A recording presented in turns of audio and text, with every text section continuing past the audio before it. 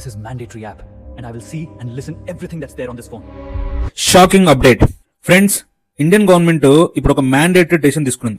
Upcoming phones అన్నింటిలో manufacturing అయినా import అయినా సంచార్ సాథి అనే గవర్నమెంట్ యాప్ కంపల్సరీగా ప్రీ ఇన్స్టాల్ చేసి ఉండాలి అని వాళ్ళు కంపెనీస్ కి ఆర్డర్ ఇచ్చారు. ఇవి ఓన్లీ కొత్త ఫోన్స్ కాదు, షాప్ లో ఆల్రెడీ ఉండే ఫోన్స్ కూడా సాఫ్ట్వేర్ అప్డేట్ తో వాళ్ళు పుష్ చేస్తారంట.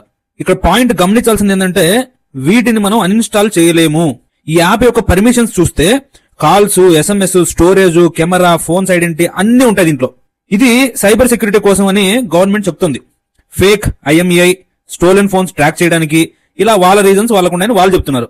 కానీ పబ్లిక్ కన్సర్న్ ఏంటంటే మన ఫోన్స్ లో ఉన్న ప్రతి పర్మిషన్ యాప్ దగ్గర ఉండటం, మానిటర్ చేస్తారు, డేటా కలెక్ట్ చేస్తారు అనే ఒక డౌట్ అయితే ఉంది.